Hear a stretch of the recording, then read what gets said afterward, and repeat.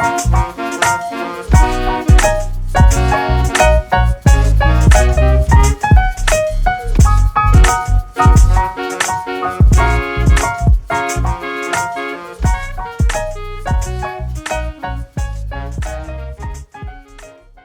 everybody, welcome to the Karen's Kids podcast. Welcome everybody. This is episode, should have just stepped on. This is episode number 12, right? This would be 12. Number 12. Okay. Well, we appreciate you guys viewing.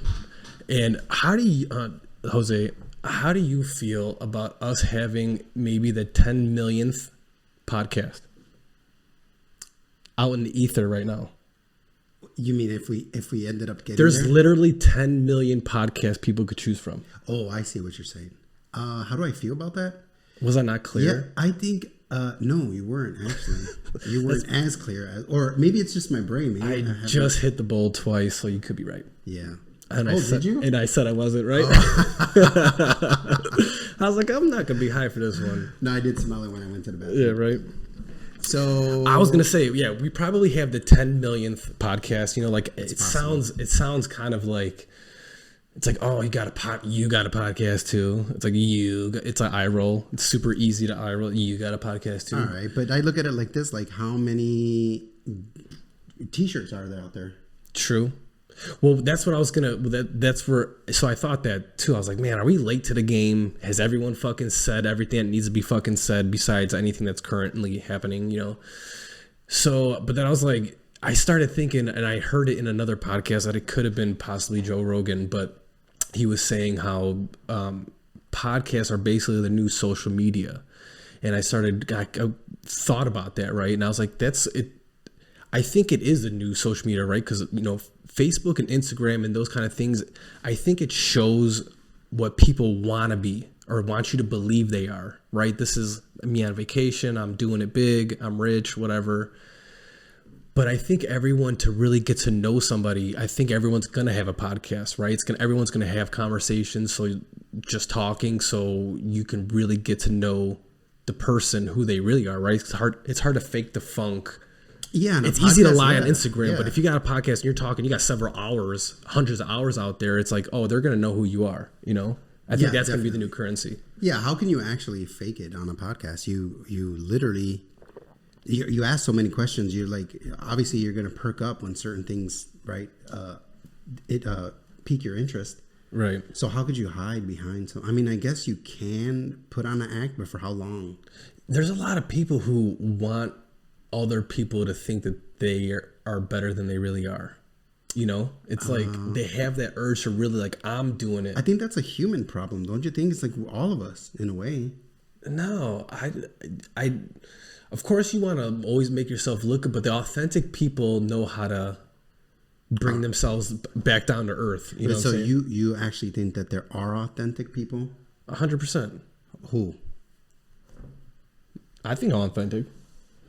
Dude, I'm not good at lying. I think there's like, you know, sometimes you could be like, oh, thanks mom for this sweater, and you could like fake that kind of lie, you know, like those kind of like, I don't want to hurt your feelings kind of lies, or those kind of maybe roll off a little easier, but like a real deep lie I suck at, because then it's like, do you think that that's a creative problem? What do you mean? Yeah, so like for me, if somebody gives me a sweater and I don't like the sweater, I don't focus on that I don't like the sweater. I will mostly focus on, oh, they thought about me. And then for you, it's like, oh, I just don't like the sweater. No, I appreciate sentiment always, but you know, at the same time, I'm also not afraid to say, oh, we got the receipt for that. You know, it's like, wow. You know, give cards for you. Give cards for them, everybody. To give my family credit, I'm very hard to buy a gift for, because I don't really talk about things that I want, and if there's something that I really want, I get it myself. You know, it's like, but my favorite kind of gifts are practical gifts, right? It's like something that actually, yeah, I do appreciate boxers and socks. Okay. Every Christmas, you know, it's like those things I would have to buy eventually. It's like, oh, I appreciate gifts that are like something that I was already gonna buy. Do you like goofy underwear, or as in what, like I don't know, Santa's on it, or I do got some flamingo stuff. Or how about the elephant trunk underwear? with the hammock thing in the front. Is it? I thought it was like a trunk. There's a well, it's a trunk that's a hammock for your dick. Okay, well that's what I was. I don't have that. No. Oh, I don't have a big enough dick to fill that. I think it would. It would be like a. It'd be like a deformed elephant. He had like a really small trunk. It's like, why is his trunk so small? That's the boxers I would need. So it'd be like, instead of an elephant, it's like a clown with a red nose. It's just like a nub. Yeah, for sure. It's like the deformed one. All right. Well, I don't believe you. I know. I'm just fucking around. It's huge. All right. I don't believe you. Yeah. No. No. Yeah. I don't know. I just if somebody gives me something, yeah, I appreciate the gift, but. Do you ever re-gift stuff? Is it something you do frequently, or re-gift? Do you like? So you got. Let's say I bought you. I don't know. What did you say that you didn't like before? A sweater? Sure. Let's say it's a bad one. Okay. Somebody gets you a sweater. You would re-gift it? No, I'm asking. Would you? Do you? No, this? I would ask them for a receipt. I'd be like, "Oh, it doesn't fit. I'll pick a different one." You know, what if you hit them with it doesn't fit, they can't be upset that you want to return it, and then you really just pick something else out. What if I'm like, I get you a sweater, and you're like, it doesn't fit, and I'm like, motherfucker, it's a Snuggie. Damn. That thing is huge. You trying to say I'm fat, bro? No, I'm just saying the Snuggie fits around like couches. It does. So you're like, it doesn't fit. Well, it's not supposed to fit. Oh, do you know? Well, I wouldn't return the Snuggie. I would accept that as a. Although I don't really like blankets and stuff. I use a thin blanket all year round. Okay, like what do you mean? Like just a regular blanket, like you a sleep flat with. sheet? It's thin. It's like all seasons. It's really on the light side, so I prefer being cold to sleep. Okay. You know? So when you say you prefer it being cold, what is the temperature in your home? Well, don't tell me 80. Of course you're gonna have currently in the studio / my residence 84. Actually, I bet you it's like a cool 74 right now. Probably, but because I don't have central air yet, which I just got a quote 10 G's. You got it. Yeah, but dude, it's so hard letting just that money don't go on vacation one year. Fuck yeah, you're right. That's it. Yeah, I can't. I will. You refuse. It's like, oh, just don't go to dinner on the weekends as much. It's like, it sounds good on paper, but then it's like, I get the itch, dude. I love food. I love the fucking downtown scene. Yeah. And it's like, I love that signature. signature. It's the city we live in, man. It's beautiful here. I like that city cocktail. Yeah. I like that overpriced plate of food. Extreme, and now they're getting crazy. They're getting crazy, dude. It's a never less than $200 is a very average dinner. Yeah, 2 people at a nice place. Right. Sure. If we both have like 3 drinks, and it doesn't even have to be like super nice. It's just like a medium place. Like, so if you go like to the Capitol Grill, it's going to be $200 easy. I've never been there. Morton's. It's a steakhouse, right? Yeah, it's like a Morton's. But I mean, if you go to like some of these other spots, these Michelin starred spots, you're gonna pay a pretty penny. It'd be $200 for 2 of you, for sure. There's this little breakfast place called I always get the fucking name Kimsky or something. I don't know what the fuck. It's something like that, and it's like a little neighborhood in South or North. It's in Bucktown. Oh, okay, yeah. It's right there in Augusta. And on Augusta, it's like within the blocks. It's right out between Division and Chicago, and I think it's called like Kimsky or something. Anyways, it's a little breakfast spot, and they just got a Michelin star. Nice. And the line is ridiculous. Day. As soon as that's announced, everybody wants to go. Right. Everybody. I've never been. You know, we like looking on Yelp for like new places, but we won't. There's no place that's worth an hour wait. Oh man! But if you can find a place at the bar, now if there's like your table's going to be an hour or so, but there's some seats at the bar. First off, I like sitting at the bar for dinner. Yeah. Period. I think low key is the best place to sit. It might be, especially the bartender's cool. The bartender's cool. Your service is going to be on point. Yep. Because they're right in front of you. They're right in front of you. It's low key. It's the best place in the house, but. I won't. It's gonna be a lot for me to sit and wait for a place in a waiting room for an hour. I would dip, but if there's a bar, I'd do it. Yeah, for sure. So I'm on my second book on Audible. Oh yeah, okay. So let's talk a little bit about that. How I changed your life. How I've gifted you the idea of just further education. Yeah, it's pretty cool. Audible's pretty awesome. When you're writing also sponsor us. When you're writing your memoirs and you're like, that pivotal point of what changed my life is when Dino said download Audible. You think that's what I'm going to say? You think that's where I'm going? I do think that's it's going to be a thing that you don't forget, because I didn't forget who told me about downloading Audible, and he said it's going to change your life, and it did. 100%. Okay. What has changed since then? I feel like you start, I don't know, you could learn things that you're actually interested in, instead of being force-fed something like at school. Let's say it's like it started off with like self-development books, right? How to be just a better person. Self-help stuff. So I always feel like I hold that. It's like, that's one of my things. I'm always trying to do better. It's like I'm always trying to further to learn more shit and just be better physically and mentally, right? That's always like what I'm doing. And I like those self-help books. It kind of like, it puts something in perspective. It's like some of it could be woo-woo. You know, some of it's like, what I like about those books is that you could hear something. I listen to everything more than once. You know, all the books that I have in my Audible, I've listened to at least 3 times. You got to. And then, I feel like a different part might hit you in just a different way. It's like, the first time you heard it, it's like whatever, but you're going through a different thing and you hear something, it's like, oh, that makes a lot more sense now. Yeah. You know, I like. Yeah, the first time is like you're just getting warmed up. Right. You hear it that second time, it just helps to penetrate the brain. What's the last one you just downloaded? What's the second book? 1984. All right. Tell me a little about it. Oh man, it's a book.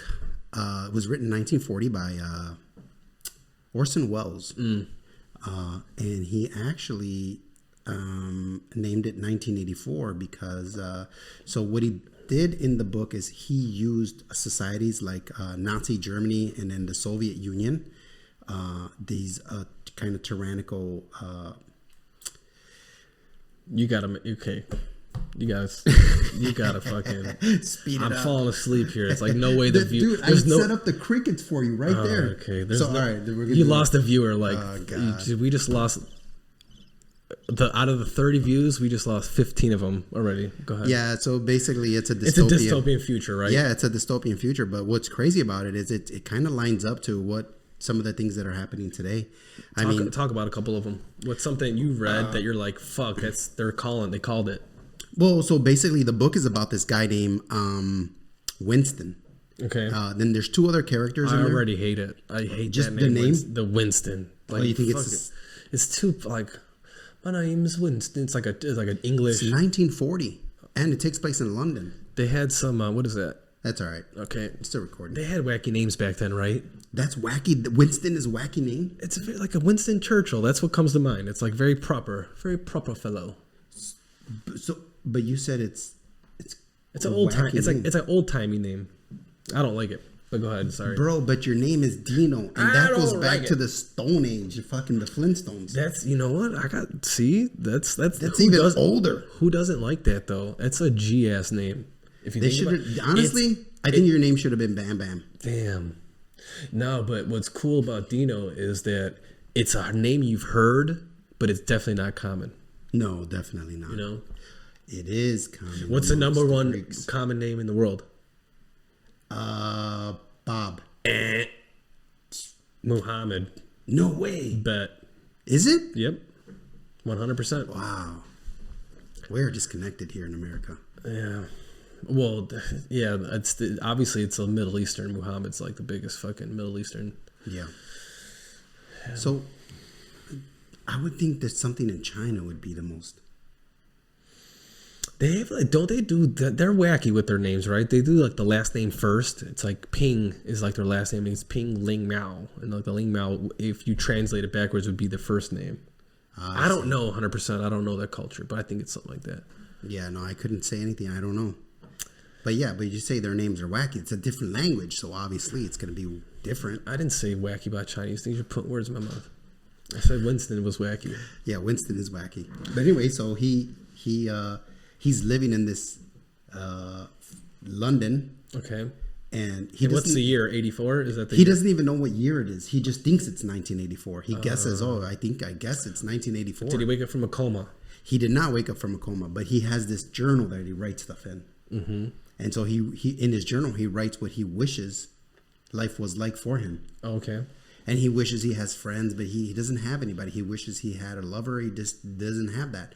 And in this society, this dystopian society, or just this tyrannical government, they control everything. So everywhere you go, there's like posters on the wall that say Big Brother's watching you. You have a TV in your home, but the TV's on at all time, and it's not only is it watching you, but it's feeding you propaganda all the time. I think that's currently happening right now.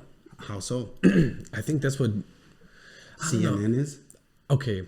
No. I think the very first movies that were made, I think the power to be like the power, like the people who are like pulling some strings, some higher up people, I think they figured out early the lizard people. No, the power of imagery, like in on a big screen, right? Oh, okay.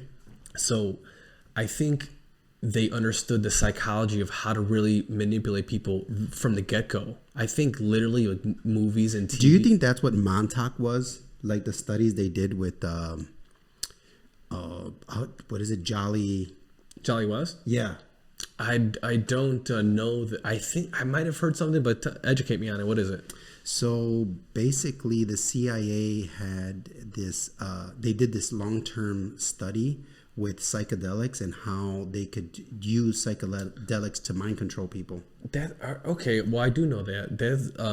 That's about Haight-Ashbury, whatever. Yeah. Yeah. Okay. I do know that. They were luring people in with prostitutes in a brothel, and they were giving them LSD. That's actually that actually ties into Charles Manson. Yeah, I know. Did you listen to that book, Chaos? Is that what you're talking about? No. Okay, I haven't had that, but I did listen to a Joe Rogan podcast. That's your third book. No, my third book is Rich Dad Poor Dad. Okay, which I sent you. Yes. Oh, awesome. Which is a great. I'm telling you, Rich Dad Poor Dad by Robert Kiyosaki. I've talked about it before. Am I going to be a rich dad? No, but yes, that's who you're hoping to be, is the rich dad. It's just a good mentality. It's a good digestible book to learn about why there's rich people and why there's poor people. Like it really is that black and white. It's a mentality thing, and it's, we're not taught shit. We're not taught about money, and I think that's by design. You think that's by design? Yeah, dude. Well, that's basically the book. It's by design. 1984 is everything's by design. And I'm starting to, I was thinking about the whole movie. All right, so I was talking to Naun about how advertising, if you really break down what advertising is, okay? So what is an advertisement? So they understand psychology. All the people in advertising and people in TV, and if you're in the game of images on TV, you understand psychology. They know exactly what the fuck they're doing. They know exactly how to word things with music. They know all that shit, right? And I'm not saying, I don't mean they like conspiracy, like it sounds like that, but it's like it's advertisers that when they know how to grab the human brain. They understand the human brain. Sure. So when you're looking at a TV, our brain is wired million years ago, right? Whenever humans we have the same brain for the last 100,000 millions of years, right? Yeah.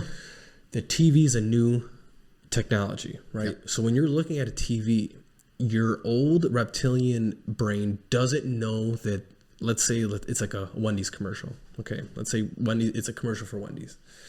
Your brain doesn't know that that's not a real burger. You look at a TV and it's like a window to the outside. Okay. your frontal, your more conscious brain is like, oh, I can't grab that burger. Obviously, it's a TV screen. It's not real. Yeah. But what happens is they keep showing you that commercial. It's all about repetition. That's why you see the same commercials all the time. What they're doing is they're planting that fucking seed in your brain of when you're hungry, when the time is just right, you're going to crave a fucking burger and you're not going to know why. It's because those images and the sounds and everything it's really the images. Your brain. So now when you're finally hungry, you'll be like, I kind of want a burger, and you just might happen to drive by Wendy's and you don't know why you just pulled in.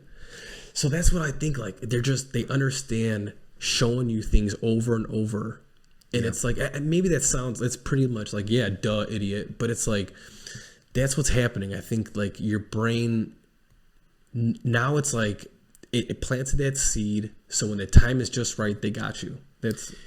Yeah. Do you think that? Everything's by design. So yeah. So this book, I mean, it's obviously that it is, because again, they're spending so much money to figure out exactly how we work. Not only that, but they're taking all of our information from our phones, from everything we watch, things that we purchase, and they're taking all that information and they're starting to figure us out. Do you think it started way back when with CIA? For sure, military use for sure. They had the brightest and smartest understanding how. It probably started off like, how do we get the most out of our soldiers, right? It's like they started off like some kind of like thing, like how do we get the most out? How do we get them to do something? Yeah, how do we motivate How do we get them to do something that they know is morally wrong, right? How do we get them to die for us, which is the ultimate, right?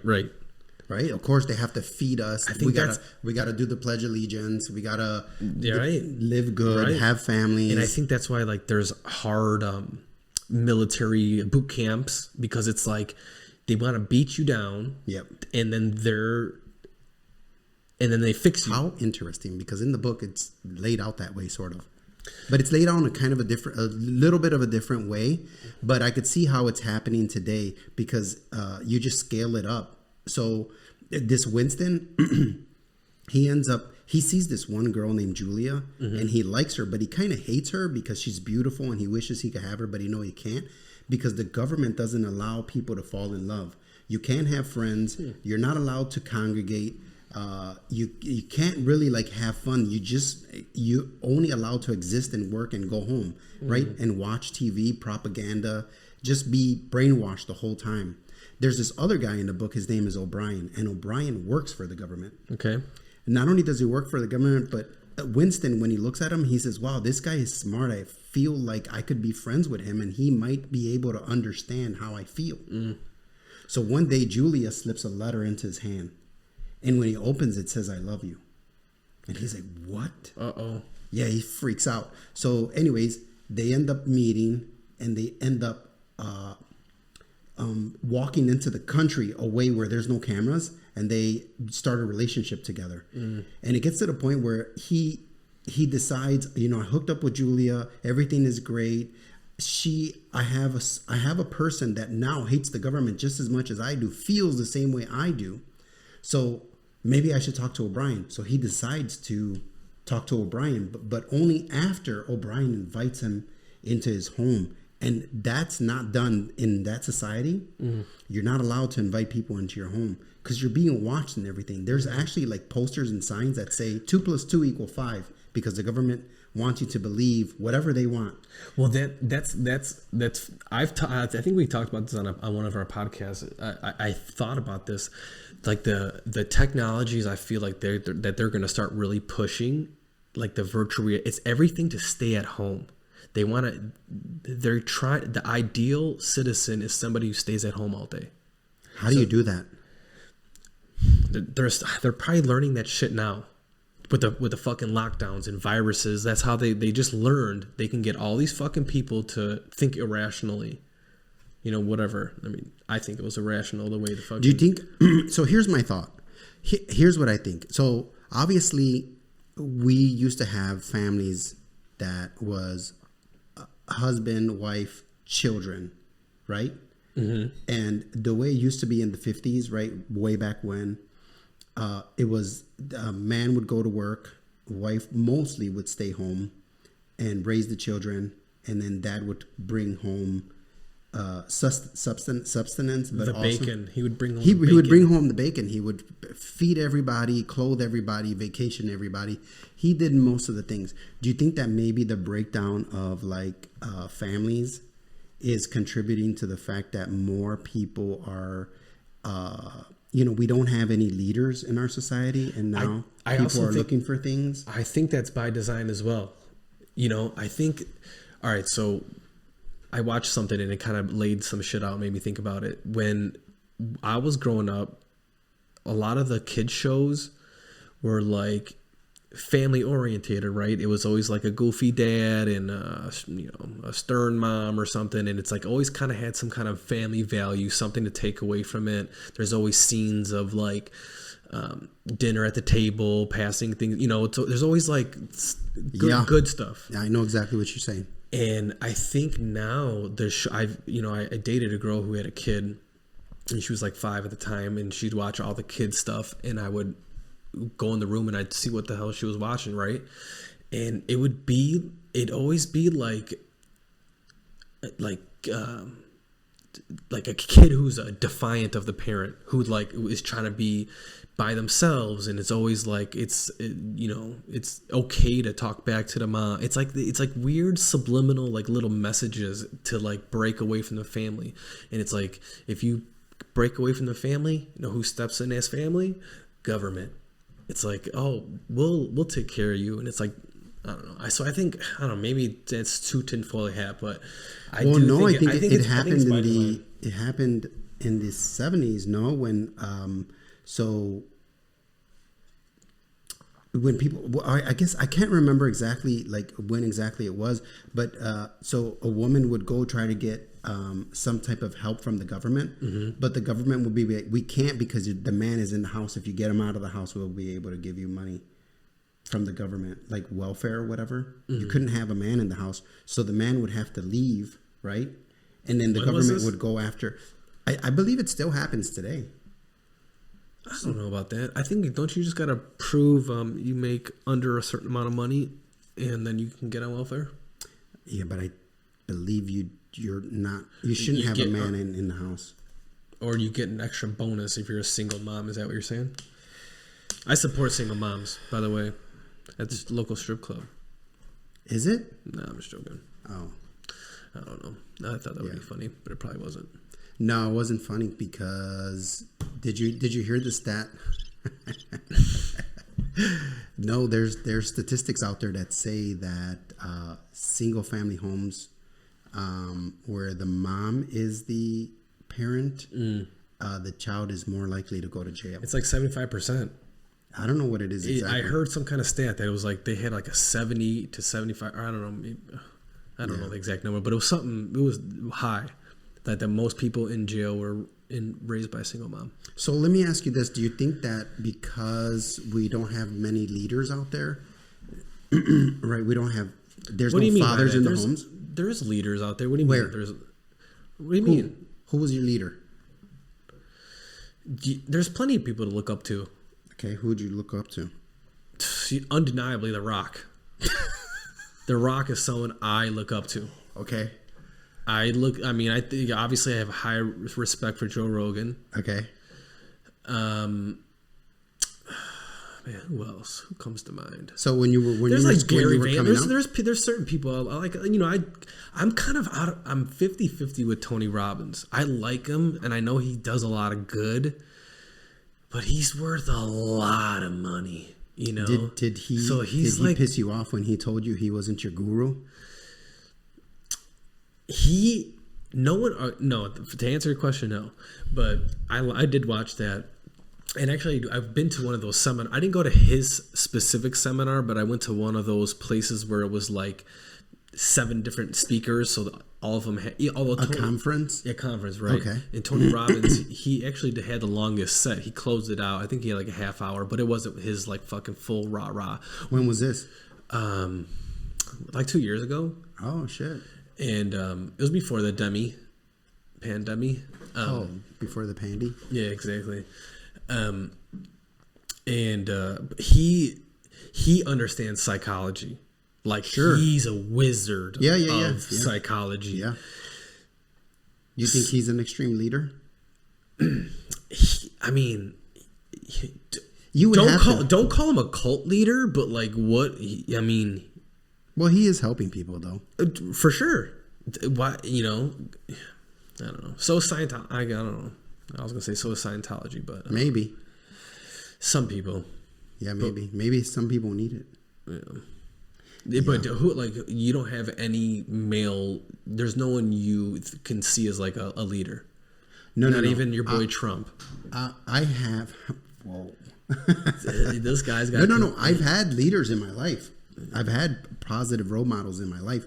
But I mean, there's a lot of people that don't. Like, what about the kids that play 40 hours a week video games? You know? What about all like the 40? I bet you there's people who put way bigger numbers than that. Yeah, I bet you 40 is like rookie numbers to some of these fucking kids. 40, they do that in 2 days. Yeah, maybe. You know, I wouldn't doubt it. I do. I bet you there's like kids who, and then I bet you it's cool for you to brag about. I've been up for 30 straight hours playing fucking whatever. Yeah, whatever's a popular game right now. Does that? What game? is the popular? Is Call of Duty still popping? That was a fun game, undeniably fun game. I fell off the video game train. I used to play it all the time. Like I'm still not a. If a new system like PlayStation 7 came out or 6, whatever number they're on, the 5 or Xbox, like when virtual reality gets really cool and like you get to wear a really cool suit, I think I'll eventually buy it. I need like I don't mind video games. I just my attention is so 30 minutes. I used to love Call of Duty, right? Loved it when it first came out for online. That was like the shit. Smoke a little weed and talk shit online for several hours, and then you get your friends in on it. Then it's like it's cool. But then like you know you start working and you get a little older, and it's like I fell off. The fucking video games don't excite me like that. But yeah, I heard my favorite video game was N64's 007 GoldenEye. Okay. Fire. That game. I like legend. 007 movies, but I never. They're remastering it. I don't know what that means exactly. The game? Yeah, I just seen some like somebody was talking about that. Interesting. So are they remaking it or just remastering it? I think good question. I think they're remastering it for other systems. Like you don't need the N64 for it. Okay. But dude, some of these kids like I'm not talking shit about video gamers because there's definitely some that are making some hella money. There's like people who win tournaments and get tens of millions of dollars and shit. Yeah, that's what they say. You know, so I'm not talking shit. They could, you know. But those are the outliers. It's not like every kid is going to be making top dollar. You know what I mean? Right. Like within the fucking 5 people that are making all that money, there's a fuckload that don't make anything. I was hearing an echo, you know. I think I'm going to put one of these right here and talking to it. Better. Sorry about that, folks.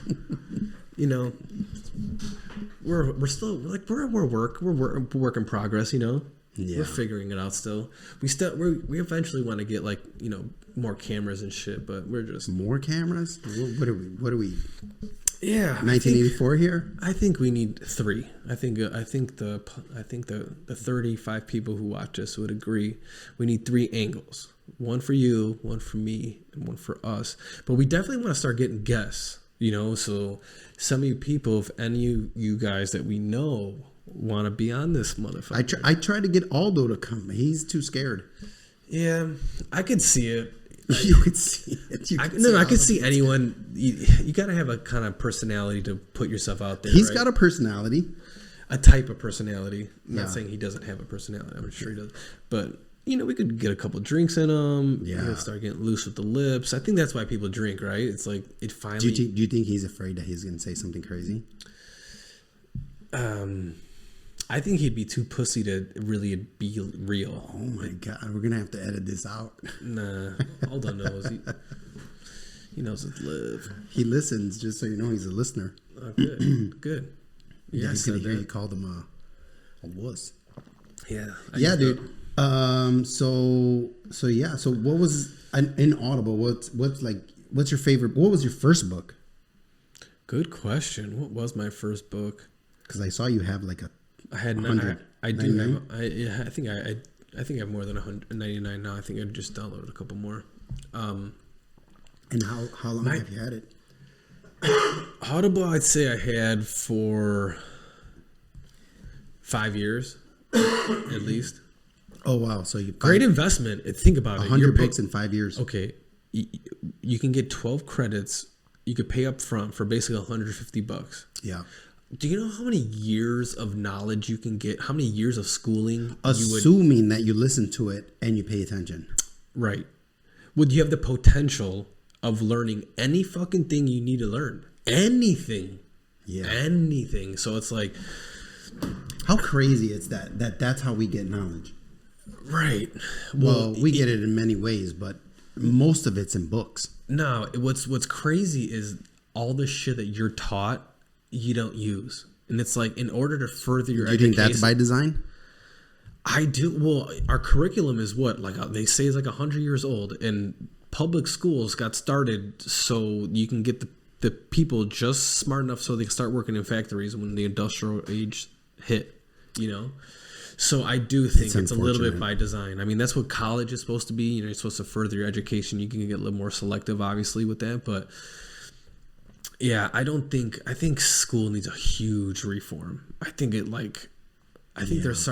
needs to be more options. I think there's definitely basics for sure that needs to be taught. Do you think that the woke crowd that's what they're trying to do? They're trying to break it down so they could rebuild it to something better? Yeah, what is that shit, dude? I'm fucking tired of this whole trans push on everyone's fucking...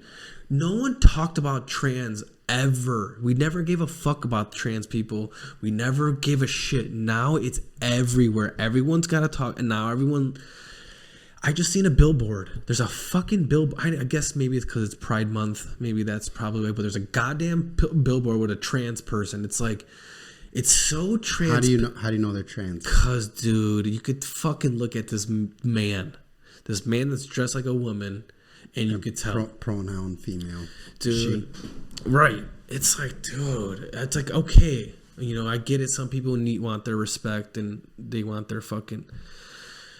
But, like, goddamn, it's being pushed so fucking hard. Like, I heard Bill Maher said some kind of fucking stat where basically, like, 20% of a certain age group is, like, trans or, like, confused. And it used to be 1%. You know, it's like, there's such a weird again, my agenda. question is, do you think that's by design, too? Yeah, okay, now, do I think there's someone who sat around the table and, like, they're fucking... flicking their fingers like Mr. Burns in Simpsons? I want to say something. There's another book that I got on Audible. Okay. How dare you? Mikael, I was going on. I was about to say something. So, anyways, it's called The Prince, and it's a book written by Machiavelli. He basically lays out how to stay in power, and the way you stay in power is by dividing the people, and the way you get there and stay there. So the means justify the end. So you gotta crack a few eggs and make an omelet? Well, I'm just saying, like, sometimes they'll arrest a criminal and they'll only have him for like 4 hours and they'll let him go even though he shot a place up with a machine gun. Yeah, you're hearing that. And it's because they want to get the people so fed up that they want to look to the government to save them, and then that way they could reform the laws and make it like I don't know, like a military state where now we look to them to save us, and they change all the laws. There's definitely people, and they gain more power as they go. That's what I'm saying. I mean, the government only gets more power. They never give. They want to take our guns, they say. Right? Do you own any guns? Yeah, I need to get some. I'm definitely not one of the. I can't believe there's even an argument about like nobody needs guns, because there's no such thing as zero guns. There's never going to be a scenario where zero guns is a thing. So if you make everyone give up their guns, you're just going to get criminals who have a chance to get a gun. Then they're the only ones who are armed. At least right now, that like people can defend their homes and family. Do you think you know how Russia invaded Ukraine, and then the police departments were giving guns? I didn't hear about that. Tell me about that a little bit. So basically, Russia invaded Ukraine, and the police stations were giving guns to the Locals, people, to the right. to the Ukrainians. Do you think that in America, an outside country, I don't know, just name one, right, will come and attack America, and you won't have 50 guns pointed at you as you're coming in? I don't think. I honestly think our military is probably the best. Now, there's We thought Russia was dope. You have to believe we have technology. Our military has technology that we would think is magic. There has to be. They have For sure. They have to have like fucking laser guns. You think that heart attack gun is real? I bet you any money. I wouldn't put it past it. I bet you they know how to play. They point a gun at you. I bet you they could point some kind of thing, a frequency that could stop your heart. Any technology that we have came through military things. Yeah, that's how it starts. Well, no, but do you think that maybe like all the schools are set up in a certain way to where if some type of professor comes up with an idea, right? Mm-hmm. An engineer comes up with an idea, then the government funds it, then the government takes it from them, or pays him. They work together. Exclusive? Facebook? They worked together. They came. I actually feel like Facebook is the government. It is. Well, it is. It's like, how could just one guy? Why do you think Zuckerberg changed from Facebook to the Meta? Right? He's going a different thing. He's trying to distance himself from Facebook. So I guarantee Facebook's not what he thought it is, or like what he built it to be. I actually seen an interview where they're talking about Zuckerberg's talking, and he's like, it was on a conspiracy thing, so it could have been taken out of context and played with music to illustrate their point more. But in the video, Zuckerberg's like, yeah, when I created Facebook, I started out it being like, and then he pauses, like an awkward pause, and he's trying to gather his thoughts, and he's like, and then it turned into, and he like trails off again. So it's almost like this real moment where it's kind of like alluding to like the government stepped in and took it and then ran off with it, and it became their database. Of course, you got all the people to sign up willingly, pictures, all that. Dude, I freaked out when Facebook, if I took a selfie with you and they automatically wanted to tag you. Facial recognition. When I first noticed that facial recognition, I'm like, I go, how blatant are they that they got all this shit? It's like they used that facial technology 5 years ago. Now it's a feature on Facebook, but yeah, and then they have so much data on you that they can tell who you are from just the clothes. You just need probably a certain percentage of the face, probably less than 50 bone structure, right? That's what they measure. You probably just need a little bit of something with the amount, the clothes that you probably have a few pictures in, and they can narrow it down to you. Well, I'm sure that technology is not. It's measuring your gait, mm-hmm. right? The way you swing your arms, mm-hmm. your bone structure, right? It's measuring all that stuff. It probably knows that you have arthritis in your hip. For sure. It'll know. Before you even do. Nah, man. Yeah. So I mean, we are headed. It seems like we're headed to this totalitarian government. I think that we're basically doing what China does now. I think. The social credit score. No, well, not just that, but like China, their businesses. You can't have a business that the CCP is not a part of, right? Every business, because everything belongs to the totalitarian government, right? 1984, and that's what our government is starting to do. We have the illusion that Facebook and Instagram and all these places are run by these CEOs, but they're definitely our government. If they need to find something out on Facebook about somebody, open somebody's shit, they get it. Yeah, they'll get it. Yeah. I know Apple had that thing with them where they're like refusing to give them access, but are you going to try? I thought they ended up getting it. I think they turned it down, but they probably got it, dude. There's no way that our military and our government, when they want something, they will get it. Whether that means they're going to threaten your family or your wife loses her job and all of a sudden your life just goes to shit. It's like, that's real shit. And it's like, I know it sounds like it's easy to dismiss that and be like, oh, that sounds like another conspiracy. But, dude, people at power have a way of getting what they want. I just had a thought. Give it to me. I love that euphoric feeling of a new idea. Go ahead. So they're taking the males out of homes. No fathers. Mostly now the children are raised with single family homes, right? How are they doing this? By feminizing, by pushing feminism and feminizing men, because women are more agreeable. And if they feminize men are going to become more agreeable. More docile, right? And if you're more agreeable and more docile, you're more likely to follow. Do you think of this woke agenda? That's what I'm saying. That's why I think that's why they're putting more images of trans and all that. It's because slowly. It's like, but there's kids out there who be like, well, I'm not getting any attention. Well, if I start dressing like a chick, if I'm a boy and I start dressing like a girl, I start getting a lot of attention immediately. So I think that's likes.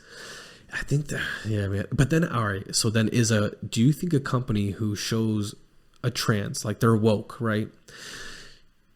I don't know if they're a part of the agenda or they're just trying to capitalize on, it's always about money. It's like, oh, let me show that my company's woke. Let me show this Gap advertisement with two fathers, a black guy and an Asian guy raising a Mexican baby. It's like they're just hitting all the fucking. It's like, do they really give a fuck? No, they don't give a fuck about anyone's feelings. To check these boxes. They're just trying to like, okay, is this what's gonna sell me more fucking? Yeah, they're like, we looked at the technology that came in, and it seems like if we put a black guy, an Asian baby, and a trans person, we'll sell 20% more of whatever we're trying to sell. 100%. And I think that's what weed did for me, right? I started noticing those things in the commercial. I'm like, how come every scene, I just had a thought. Every scene has a black guy, an Asian chick, a white dude, and it's like they're hitting all the races. They're making sure that every commercial's got to have all the races, so we can't look like we're too white. Like Hollywood's not all white, even though it's majority white Jews, and it's like, yeah, man. I think that's how it started. It's like I noticed like all the advertisements, in which there's nothing wrong with that. I just noticed that that's what you're doing. I know what you're doing. So what if? All right. So let's just say you have a strong family, right? And this family has a hold on, I don't know, glass cups, right? They sell a ton of glass cups, and they're like the number one superpower of glass cups. And then it's because the family is tight.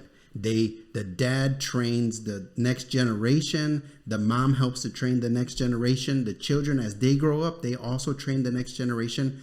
And you want to come up. You're not that, but you want to get in there and you want to now sell glass cups. How do you infiltrate them or weaken them?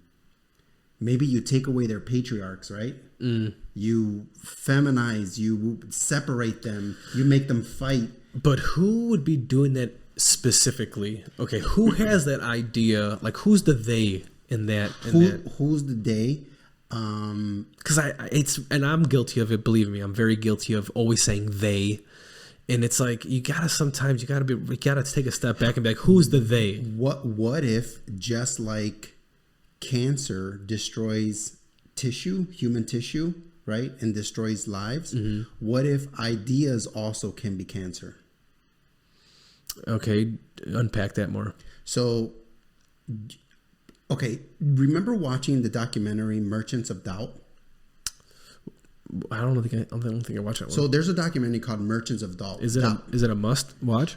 Yeah, it's really good. I mean, it will explain a lot of stuff. Okay. So in these Merchants of Doubt, they are a certain group of people who are paid. It's actually like a company that's paid to. They're not paid to change your mind. They're just there to inflict doubt. So like what they did is they got hired for cigarette companies like Marlboro, Camel, all these cigarette companies, and people were saying it causes cancer. Right? And there was all these studies that proved that they cause cancer. The Merchant of Doubt came in and they started putting out documentaries. You're talking about lobbyists. Yeah.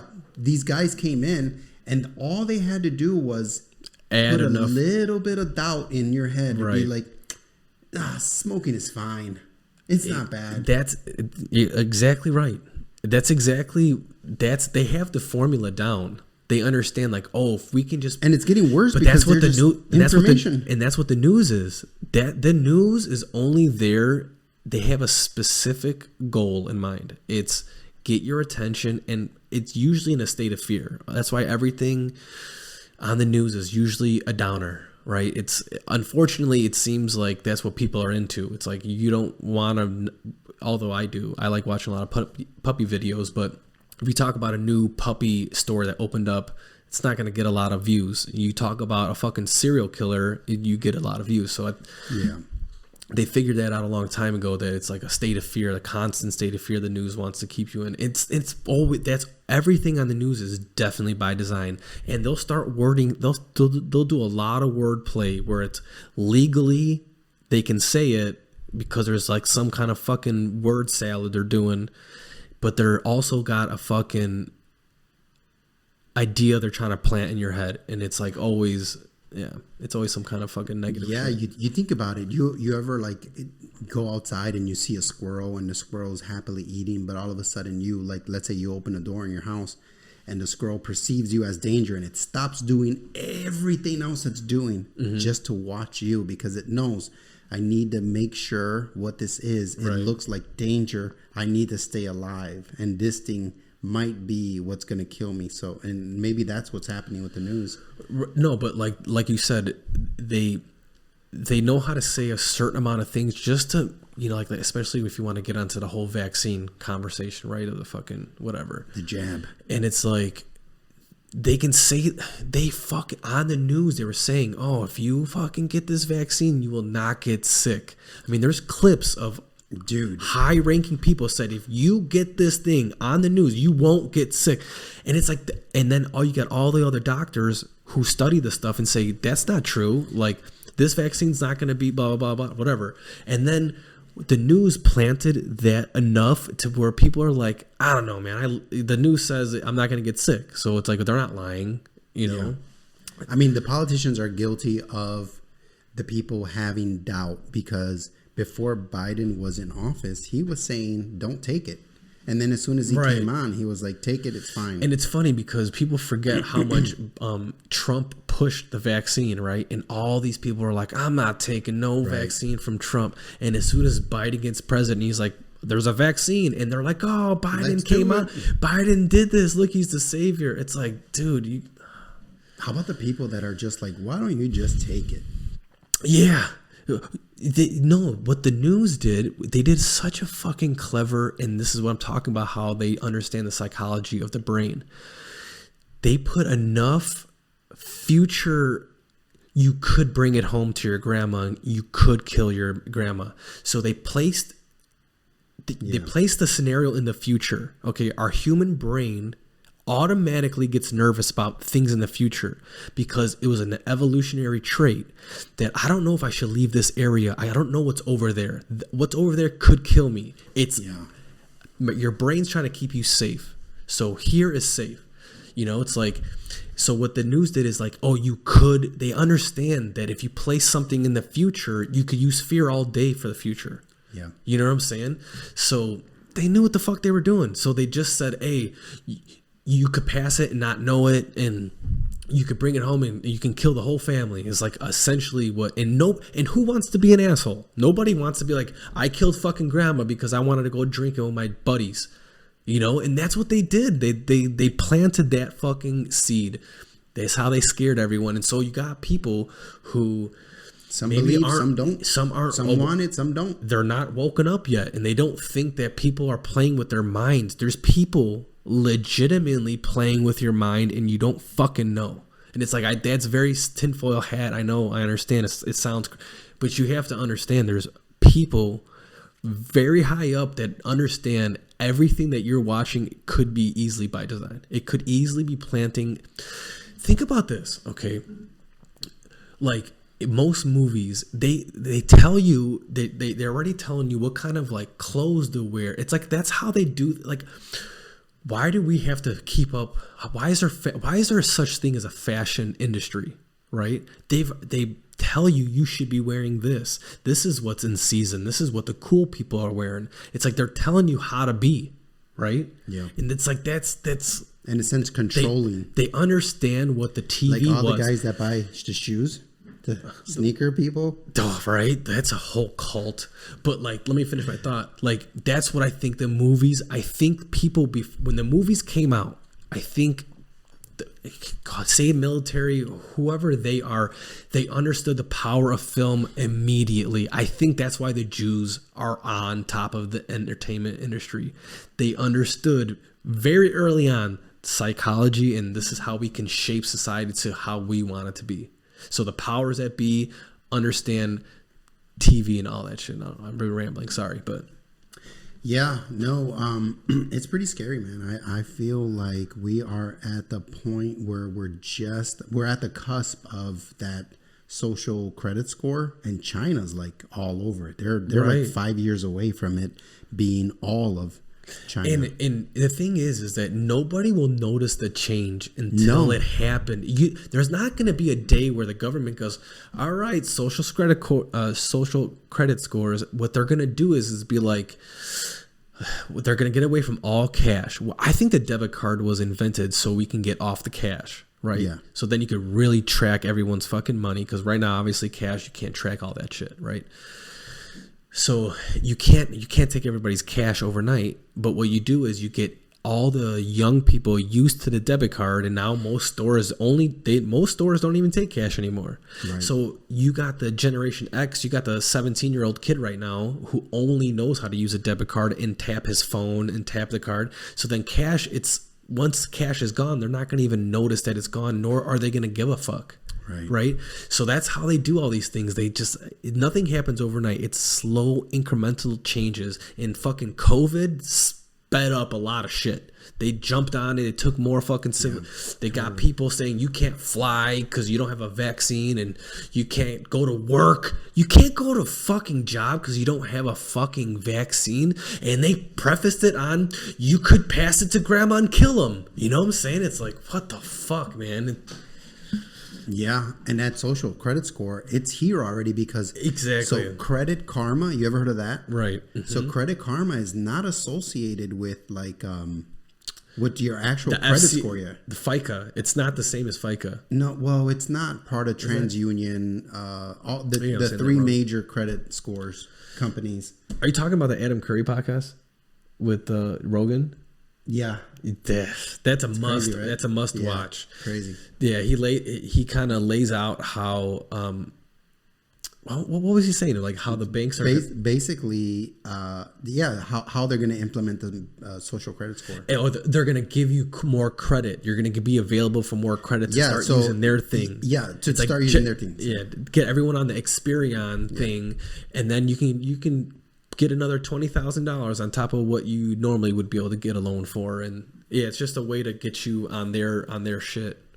Yeah, it would be like, we'll add 10 points to your credit score if you download this movie between Thursday and next Monday. Well, I think that's what like car insurance companies are going to eventually turn to. It's going to be like, if your car isn't autonomous, if you're a self-driving person, your insurance rate's probably going to be through the roof. They're going to make it economically not viable to drive your own car.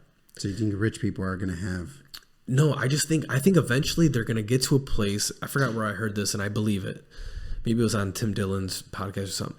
They're going to get it to a place where you don't own anything. You don't own your house. Oh, that's what they say. You don't own your car. You don't own anything, and you're going to be happy. Music anymore. You don't own anything, and you're going to be happy. You know who said that?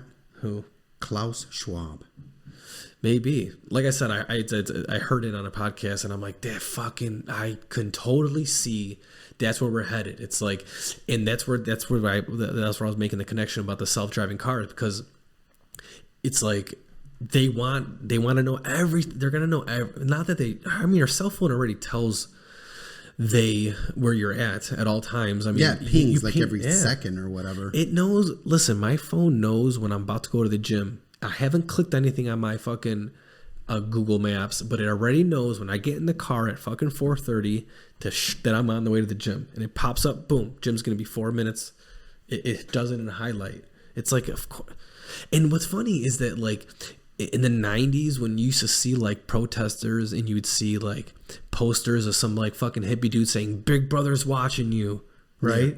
Yeah. That comes from 1984. It's like those guys were right and they all sounded kooky, but now it's like real known knowledge that at any time the NSA, CIA, any of the fucking governments so the government is breaking up families. Huh? So is the government breaking up families? I think it's a byproduct they don't give a fuck about. It's like, I don't know if there's any capitalism. I don't know if there's anyone sitting there like thinking we got to break up these families. You don't think that there's somebody in power specifically saying we need to break up the families? I don't know, but I think. Okay, so think about this. So before you had in your family, like in the 50s, or the 50s idea of a family, the father worked, the mom stayed home, the children were young. There's no buying power from the wife. There's no buying power from the children. So how do you get more buying power from that home? If you break it up and now mom also has her own household, the dad has his own household because they're broken up. And now you have, and then you move feminism up and now all the women are working. Now you have extra people, you have an extra workforce. Okay, what if it's less about breaking up the family intentionally versus the societal view on money and how important it is, right? So the man, he's always got to be the breadwinner, and if he's not, I think I'm formulating this in my mind in real time. I was thinking about how is it an evil plan to break up the family, or is they put such an importance on money that families are a majority of families break up because the man's not bringing them enough money? It's like a financial reason. Most divorces, I think it's some kind of stat that it's high divorce rate due to financial reasons. Now, that's just I think that could be just a byproduct of the importance of how money is, right? And it's not more of a plan to break up the family. You know what I'm saying? Yeah. So I think we're saying the same thing in different ways. Okay. So like, for instance, it's obvious that the people who sell, the sellers, the fucking capitalism. Okay. Capitalism can make a certain amount of money, right? But if you can bring an extra workforce, an extra purchase power, how do you do it? You would break up families. And not only break up families. Yeah, we are kind of saying this. We are saying the same thing. It's just we're not as eloquent as Jordan Peterson. Someone, Tim Dillon always makes fun of him, and he does pretty good. It's like a loose impression of him, but it always makes me laugh. And Jordan Peterson, I like him overall. I like him, but they did say he always says like a word salad. That was the first time I ever heard anyone use the term word salad, and it was towards Jordan Peterson. Do you think they say that and because they don't understand him? No. He fucking I don't think they understand that motherfucker sleeps with a thesaurus. He reads a thesaurus like a fucking nighttime children's book, because like he knows how to say a lot of fucking cool words, and you're like, this guy knows. He clearly sounds educated, right? There's undeniably that he's smart, whether you like his views or not. You know he's informed and he's educated, and he likes to use. Have you looked into him at all? A little bit. He came on my awareness from Rogan. Okay. So, and then I did he has a book where 12 principles or whatever. Yeah. Yep. I think I listened to it, but I think it was one of those where I have to admit that I'm like, I don't know. I don't know if it caught me enough to really, I can't even remember what most was about. It's a lot of like stories, right? Where it's kind of like a story and it had a theme at the end, like the theme. I don't know. Oh, there's 12 rules is what the book is called, and he goes through each rule and he lays out why it's that way. And basically, he's talking about like He's trying to improve young people. He's trying to be the leader that young people don't have today. It's what I've been saying. We don't have leadership, and we haven't had leadership for a really long time. All we've had is people trying to manipulate their way to make money, because these Jesse Jacksons, these Hillary Clintons, these Trumps, what kind of leaders are they really? They're just they're scary people that want to stay in power. And that makes me think about back to TV shows. And why do you think they always show the dopey dad, right? It's always a dumb dad, kind of silly. Because now, hold on, before you go on. Okay. Do you think that it's just a formula that works? So these people who make TV shows, someone did the goofy dad and it killed, so they're like, oh shit, this is the formula? Or do you think it's let's make the father look less important? Let's diminish the man. You know what I'm saying? Is it Yes. is that a part of the that's scheme? exactly what I've been saying. It's men are, no one cares about men.